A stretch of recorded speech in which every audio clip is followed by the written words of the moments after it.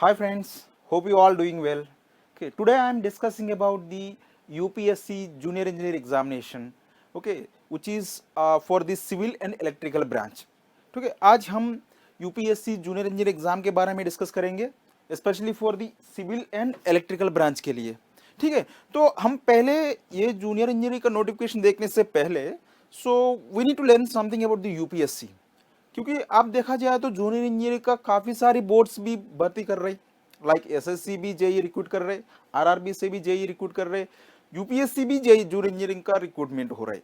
So what is the difference between these boards?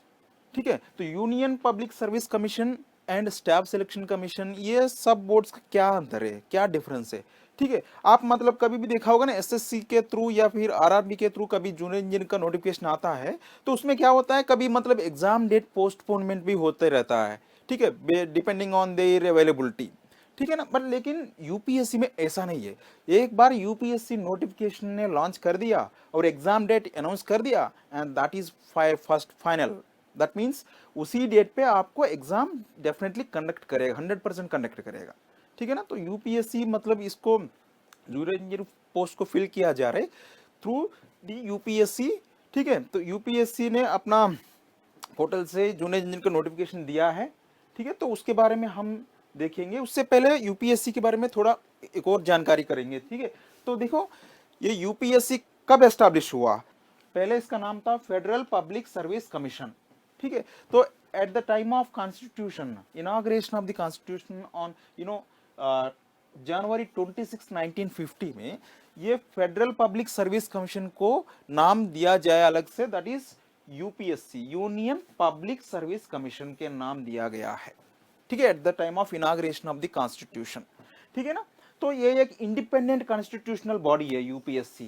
That means क्या है independent constitutional body का मतलब क्या है? That means UPSC can decide the examination pattern, examination syllabus and examination dates and all. इसका ये सब चीज मतलब यूपीएससी के अंदर ही रहता है. मतलब यूपीएससी खुद डिसाइड करता है कि कब एग्जाम कंडक्ट करना है, कब मतलब सर्विसेज में लोगों को रिक्रूट करना है, कब स्टूडेंट को नोटिफिकेशन देना है. ये सब चीज मतलब इंडिपेंडेंट है, क्योंकि ये इसके पास ऑलरेडी होता है, इनके इन्हीं के ऊपर होता है, यूपीएससी के ऊपर ही होता है. ठीक है ना, तो ये एक खासियत बात है यूपीएससी के लिए. And next we see some of the functions about the UPSC. UPSC का कुछ फंक्शंस हम देखा जाए तो देखो, it conduct examinations for appointment to the services of the union.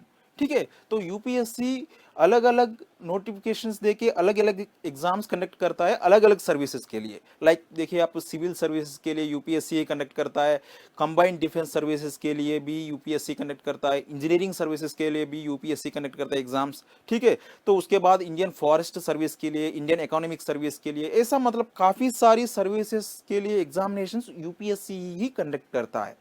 ठीक है, तो ये एक एक एक one finest organization, that is Union Public Service Commission, which conducts examinations for the various services. अब डिपार्टमेंट कोई हो, ये डिफेंस डिपार्टमेंट हो या फिर होम मिनिस्ट्री हो या फिर कोई मतलब कोई इकोनॉमिक मिनिस्ट्री हो, जो भी है, जो भी मिनिस्ट्री है, मतलब सबका सर्विसेज जो भी यूपीएससी थ्रू ही रिक्रूट होता है persons.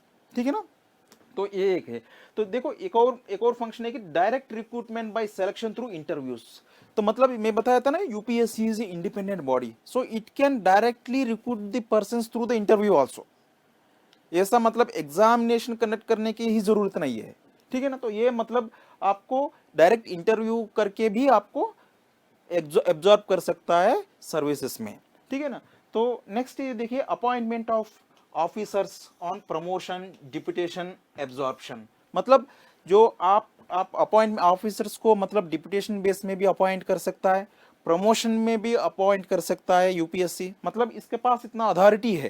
That means UPSC can appoint of officers on promotion base, promotion दे के एक सर्विस से दूसरा सर्विस तक मतलब डिप्यूटेशन में भी भेज सकता है, उसमें प्रमोशन भी दिया जाता है और उसमें अलग से एब्जॉर्ब भी कर सकता है कुछ शॉर्ट टर्म के लिए. ठीक है ना, तो ये भी एक मतलब एक इंपॉर्टेंट फंक्शन है यूपीएससी से. And next, framing and amendment of recruitment rules. Framing and amendment of recruitment rules. ठीक है ना। तो रिक्रूटमेंट रूल्स ये खुद फ्रेम करता है और उस रूल्स को खुद अमेंड करता है।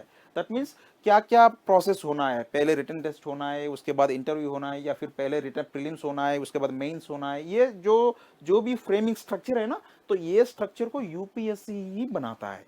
सो ये स्ट्रक्चर को उन्होंने ही अमेंड करता है। और इस स्ट्रक्चर में so what ever is the structure, the syllabus is also given by the UPSC. Okay, the syllabus is also prepared by the UPSC only. So whatever the service conducted by the, whatever the examination conducted by the UPSC, that entire examination structure is already defined by the UPSC only. Okay, regarding the syllabus, okay, regarding the stages, regarding the date of examination, date of notification, everything is conducted by UPSC only. Okay, so इसका major role play होता है services को absorb करने में, ठीक है ना। Next देखिए डिसिप्लिनरी केसेस, इसके ये भी फंक्शन है कि disciplinary case relating to different civil services, ठीक है। ये डिसिप्लिनरी केसेस भी डील करता है यूपीएससी। कोई सिविल सर्वेंट या कोई भी सर्विसेज में जो पर्सन कुछ गलत ऐसा की कर दिया, कुछ फंक्शन इम्प्रॉपरली कर दिया, तो फिर उसको डिसिप्लिनरी एक्शन भी यूपीएससी लेता है। यूपीएससी रिकमेंड करता है कि ये पर्सन को आप मतलब डिसिप्लिनरी एक्शन के लिए लागू करना है, ठीक है। तो this is also one of the function from the UPSC. Next देखिए एडवाइजिंग द गवर्नमेंट और एडवाइजिंग द गवर्नमेंट, यूपीएससी का ये भी है रोल की मतलब गवर्नमेंट को एडवाइस भी करता है on any matter refer to the commission by the president of India, ठीक है। तो मतलब यूपीएससी मतलब गवर्नमेंट को रिकमेंड कर सकता है कि ऐसा करना है, इस साल ये प्रोसेस ऐसा करेंगे, रिक्रूटमेंट प्रोसेस ऐसा करके मतलब गवर्नमेंट को भी एडवाइस करता है यूपीएससी। तो ये भी एक इंपॉर्टेंट फंक्शन है यूपीएससी का, ठीक है। तो ये है UPSC and this UPSC is going to conduct the junior engineering examination. तो बच्चों आप समझ लो अभी कितना मतलब स्ट्रक्चरल और कितना स्ट्रिक्ट मतलब दिस जूनियर इंजीनियर पोस्ट का रिक्रूटमेंट किया जा रहा है यूपीएससी ने, ठीक है। तो ये यूपीएससी ने junior engineer civil and electrical से फिल करना चाहता है, तो उसके बारे में हम अब देखेंगे, ठीक है। इसमें देखिए जूनियर इंजीनियरिंग में कितना वैकेंसी है। अब देखिए जूनियर इंजीनियरिंग सिविल इंजीनियरिंग में आपको देखा जाए तो 58 नंबर ऑफ पोस्ट है आपको जूनियर इंजीनियरिंग सिविल ब्रांच से, ठीक है। उसमें आपको रिजर्वेशन कैटेगरी एससी के लिए 10, एसटी के लिए 4, ओबीसी के लिए 13, ईडब्ल्यूएस के लिए 5, अनरिजर्व के लिए 26 एंड पीडब्ल्यूडी के लिए 3, ठीक है। तो इधर 58 पोस्ट से एंड रिजर्वेशन के अकॉर्डिंग वो अलॉट हुआ है। सो ये 58 पोस्ट सिविल इंजीनियरिंग से फिल किया जा रहा है, ठीक है। और उसमें देखिए जूनियर इंजीनियर इलेक्ट्रिकल ब्रांच से आप देखा जाए तो 20 नंबर ऑफ पोस्ट है, कितना है 20 है, ठीक है। There are 20 post in electrical engineering junior engineer के लिए, ठीक है। So in out of 20 post there are reservation category SC के लिए 3, ST 1, OBC 5, EWS 1, unreserved 10 and पीडब्ल्यूडी 2, okay, so these 20 posts and these 58 total आपको 78 नंबर ऑफ पोस्ट फिल किया जा रहा है यूपीएससी ने थ्रू जूनियर इंजीनियरिंग एग्जामिनेशन, ठीक है ना। तो these are the total vacancies of the post junior engineer के लिए। और इसकी एलिजिबिलिटी क्राइटेरिया आप देखा जाए तो देखो एलिजिबिलिटी क्राइटेरिया देखो, इसमें एलिजिबिलिटी क्राइटेरिया इसमें देखो एज आपको 30 ईयर्स होना चाहिए, ठीक है। तो एज आपको 30 ईयर्स होना चाहिए। इसमें आपको रिलैक्सेशन भी रहता है। SC if you are belongs to the SC ST candidate, SC ST community से आप बिलोंग करते हो तो आपको 5 ईयर्स का आपको एज रिलैक्सेशन मिलता है, 5 ईयर्स का, ठीक है। अगर आप ओबीसी से बिलोंग करते हो तो 3 ईयर्स का एज रिलैक्सेशन मिलता है इस एग्जाम के लिए, ठीक है। और एसेंशियल क्वालिफिकेशन अब देखा जाए तो एजुकेशनल क्वालिफिकेशन अब देखा जाए तो इसमें देखो सिविल में हो या इलेक्ट्रिकल में हो वो एक ही मेंशन किया था कि डिप्लोमा और degree in civil engineering from a recognised university, diploma और degree in electrical engineering from a recognised university. मतलब आपका क्या है मिनिमम क्वालिफिकेशन क्या है इसमें डिप्लोमा है, ठीक है। आप डिप्लोमा ओनली डिप्लोमा किया है उसमें भी एलिजिबल है इस जूनियर इंजीनियरिंग के लिए। अगर आप डिप्लोमा करने के बाद आप मतलब डिग्री भी बीटेक भी किया है, बीई भी किया है तो वो भी एलिजिबल है ना। तो इधर पर्टिकुलरली लिखा है डिप्लोमा और डिग्री, ठीक है। डिप्लोमा और डिग्री कोई भी है तो आप एलिजिबल है, ठीक है ना। तो ये है आपका एलिजिबल क्राइटेरिया। ये देखो लेवल 6 के अंदर आएगा इसका पे स्केल, 7th पे कमीशन इसमें भी लागू होता है, ठीक है ना। तो आपको जो एक बार आप सिलेक्शन हो जाता है आपको लेवल 6 में आपका पे बैंड रहेगा और इसमें 7th पे कमीशन का भी आपको लागू होगा उसमें सैलरी में, ठीक है। So these are the eligible criteria and salary, ठीक है। हम आगे देखेंगे। देखो junior recruitment JE recruitment 2023 important dates आप ये देखिए इधर, commencement of the submission of application, ठीक है ना। एप्लीकेशन सबमिशन डेट देखिए April 8th of April, 8th of April is the commencement of submission of application. Application submit करने के लिए आप 8th अप्रैल से शुरू होता है और last date for submission of application 27th April, okay, midnight तक रहता है। So last date for submission of application is 27th of April midnight, okay, 12 बजे के अंदर, 12 बजे के अंदर तक अप्रैल 27 तक आपको अप्लाई कर सकता है। Okay, these 2 dates are important for you by. एक देखो सबमिशन के लिए, एप्लीकेशन सबमिशन के लिए 8 तारीख है और application completion last date for submission is 27th of April, ठीक है ना। ये दोनों डेट्स याद रख लेना, these are very important. Okay, next देखो रिक्रूटमेंट प्रोसेस। अब देखिए नोटिफिकेशन, यूपीएससी नोटिफिकेशन में दिया गया कि so we can recruit the persons through the interview, ये तो मतलब उन्होंने मेंशन किया है। और उधर भी एक नोट भी मेंशन किया है कि if the candidates are less, मतलब देखो उनका ऐसा कुछ स्ट्रक्चर होता है, अगर मान 78 नंबर ऑफ पोस्ट है और इंटू 10, मतलब एक पोस्ट के लिए 10 लोग को आप उन्होंने मतलब रिक्रूट का इंटरव्यू करना चाहता है, तो टोटल कितना बना 780। वो जनरली ये क्राइटेरिया 780 ये क्राइटेरिया रखता है, ठीक है ना। तो मैं एग्जाम्पल के बता रहा हूँ, 10, इट्स नॉट एग्जैक्टली 10, ठीक है ना। तो अगर इतना बच्चा आ गया तो वो डायरेक्टली इंटरव्यू कंडक्ट करेगा, ठीक है। और इससे ज़्यादा आ गया, इससे ज़्यादा आया, सो 780 नहीं। अब देखिए डिप्लोमा और मिनिमम डिप्लोमा किया और डिग्री भी होता है तो अप्लाई करेगा, तो you can expect many number of engineers are there. Electrical civil से भी अब ब्रांचेस 2 ही है, लेकिन number of candidates are more because age up to 30 years तक है ना। तो थाउजेंड्स ऑफ मेंबर्स रहेगा, थाउजेंड्स ऑफ स्टूडेंट्स रहेगा।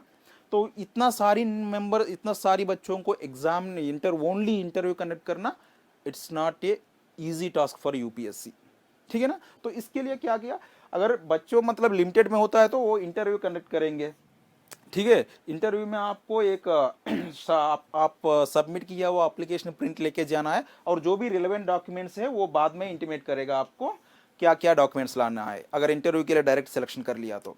और इधर एक और बात भी क्या चुका, देखो in the event of number of applications being large, मतलब जो अप्लाई किया हुआ बच्चा मोर है, ज्यादा है, तो उसमें क्या होगा, commission UPSC commission will adopt short listing criteria, ठीक है। नंबर ऑफ एप्लीकेशंस 1000 में आ गया, उसमें एक शॉर्ट लिस्टिंग क्राइटेरिया रखेगा और उस क्राइटेरिया के अंदर वो एप्लीकेशन सेलेक्ट करे जाएगा, ठीक है। तो इसमें क्या क्या क्राइटेरिया है वो देखेंगे। देखो इधर on the basis of desirable qualification, ठीक है, ये एक क्राइटेरिया है। देखो आपको मिनिमम क्वालिफिकेशन तो मीट करना ही है, डिप्लोमा और डिग्री होना है, और उसके साथ आपको डिजायरेबल क्वालिफिकेशन भी है। Desirable qualification in the sense, देखिए आपका मतलब अब जूनियर इंजीनियर का एग्जाम देने जा रहे हैं, अगर जूनियर इंजीनियर जो भी रिलेवेंट फील्ड में काम करता है वो वाला उसी फील्ड में आप भी कर रहे, पब्लिकली और पब्लिक सेक्टर में या फिर आप प्राइवेट सेक्टर में भी उसी फील्ड में आपको रिलेवेंट फील्ड में आपका एक्सपीरियंस रहा 2 साल या 3 साल जो भी है, तो उसको मतलब डिजायरेबल क्वालिफिकेशन कहा जाता है। तो वो लोग भी इधर अप्लाई करना है, और उसी अगर मान लो ये एक्सपीरियंस 3 साल का 3 इयर्स एक्सपीरियंस लोग भी मतलब ज्यादा है, ठीक है, तो ये क्राइटेरिया रखेगा कि भाई 3 इयर्स एक्सपीरियंस वाला को हम सेलेक्ट कर रहे, शॉर्ट लिस्ट कर रहे, ठीक है। अगर इसमें भी ज्यादा लोग आ गया, थाउजेंड्स ऑफ नंबर आ गया, ये भी अगर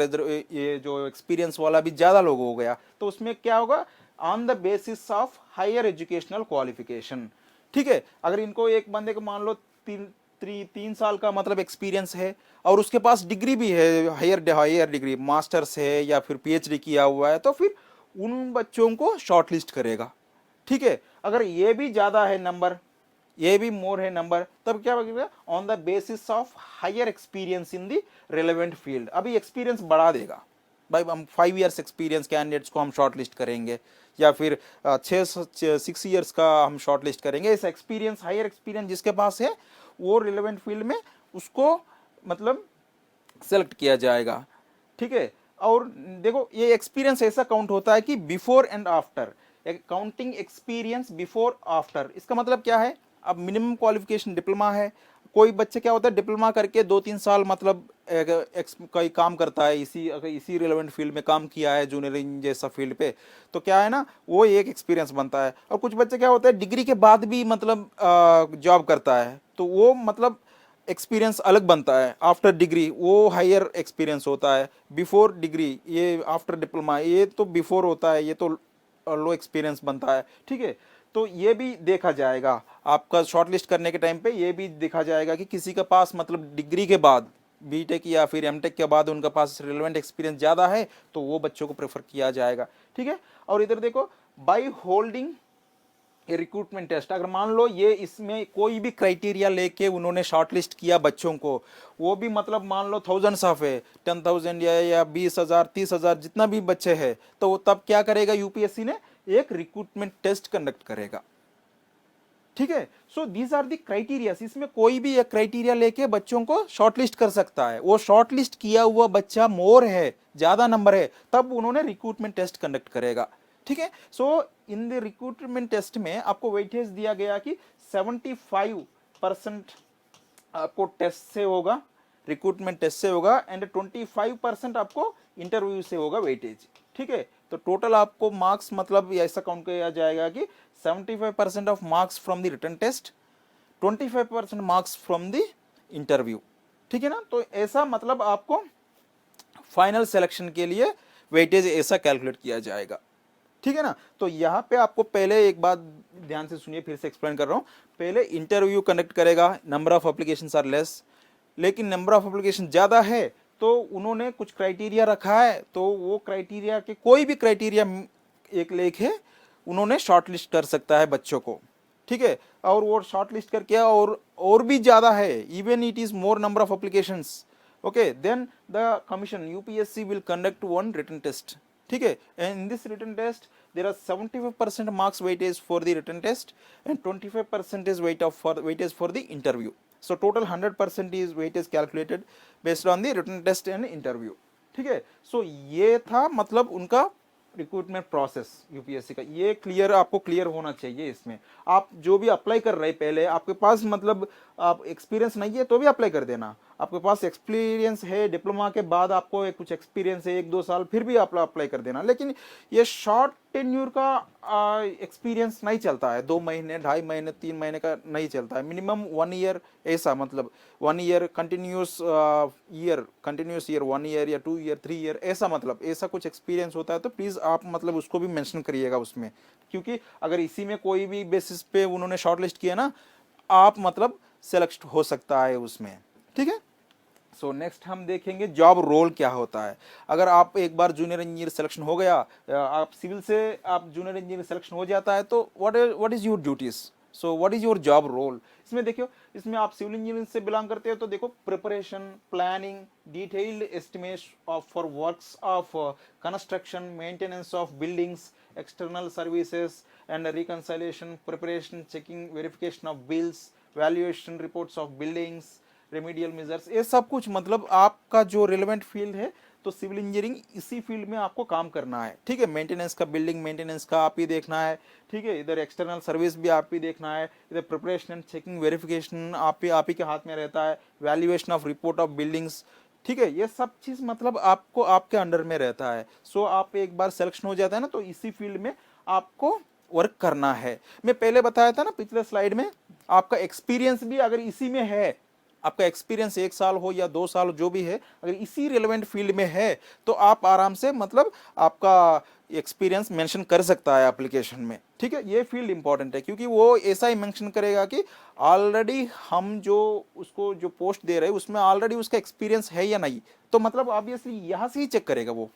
ठीक है, तो इसी फील्ड में से आपका कोई भी मतलब एक्सपीरियंस है, so you should mention in the application form while submission.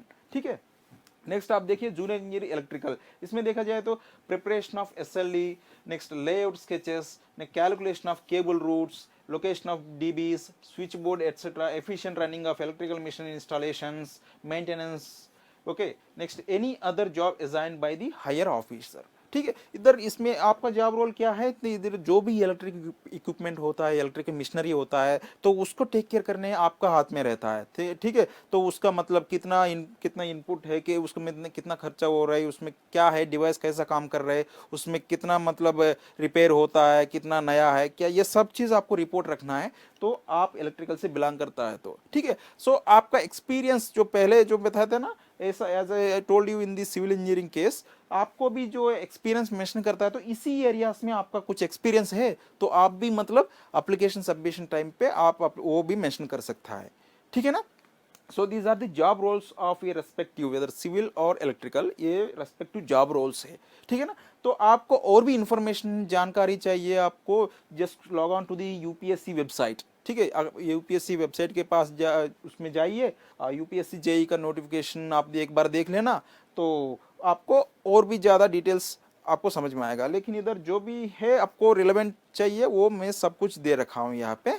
So guys, आप ये ध्यान में रख लेना। तो while filling the application form take very careful, no आपके पास कुछ एक्सपीरियंस जो भी है आप सब कुछ मेंशन कर लेना। पता नहीं कि हमका देखो, इसमें पता नहीं हमको कौन सा बेसिस पे हमारा सिलेक्शन होगा। So better you represent all your biodata in detailed in the application submission form, ठीक है ना। तो ये है यूपीएससी जेई के बारे में, ठीक है guys. Thank you very much guys, all the best for you.